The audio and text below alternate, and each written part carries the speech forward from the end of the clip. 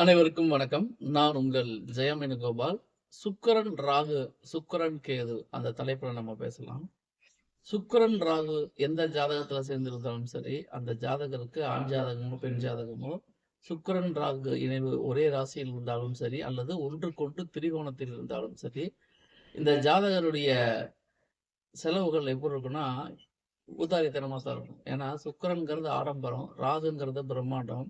அப்ப ஆடம்பரத்துக்காக வீண் செலவு பண்றது அப்படிங்கிறது இந்த சுக்கிரன், ராகு இணைவு ஒரே ஜாதகத்தில் இருக்கும் பொழுது கண்டிப்பாக அவங்க எக்ஸ்ட்ரா வேகன்ஸ் அதிகமா தான் பண்ணுவாங்க. அந்த செலவுனால ஒரு பிரயோஜனம் இருக்காது. இருந்தாலும் அந்த செலவு தவிர்க்க முடியாது. காரணம் என்ன? சுக்கிரன், ராகு அந்த செலவை செய்ய வைக்கும். அப்படிங்கிறது நம்ம புரிஞ்சுக்கணும். இதே இன்னொரு ஜாதகத்துல சுக்கிரன், கேது இணைவு இருக்கு. அப்படின்னா அவங்க செலவே பண்ண மாட்டாங்க. ரொம்ப சிம்பிளா இருப்பாங்க. எந்த பணம் காச எடுத்து வெளிய எடுத்து செலவே பண்ண மாட்டாங்க. காரணம் என்னன்னா, சுக்கிரன், கேது அப்படிங்கிறது ஆடம்பரத்த விரும்பாது, டாம்பீகத்த விரும்பாது. தானுண்டு தன் வேலைக்குன்னு எப்படி இயல்பா இருக்க முடியுமோ, அப்படி இயல்பா இருக்கும். ஆனா சுக்கிரன், ராகு என்ன பண்ணும்?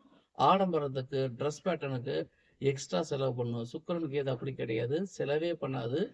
எளிமையாக இருக்கும். அப்ப நம்ம ஒரே வரியில சொல்லப்போனா, சுக்கிரன், ராகு சேர்க்கையை சேர்ந்த ஆணும், பெண்ணும் ஆடம்பரமாக செலவு செய்து வீண் பிரச்சனைகளை சந்திப்பார்கள். ஆனா சுக்கிரன், கேது எளிமையாக இருந்து எப்பொழுதுமே ரிசர்வ் டைப்பாவே இருக்கும். தான் உண்டு தன் வேலை உண்டு. இதுதான் சுக்கிரன், கேது. அப்போ உங்க ஜாதகத்துல சுக்கிரன், ராகுவா அல்லது சுக்கிரன், கேதுவா எந்த இணைவு இருக்கோ அதை பொறுத்து தான் உங்களுடைய வாழ்க்கை தரம் இருக்கும். இவை யாவும் பொதுவான தகவல்களே.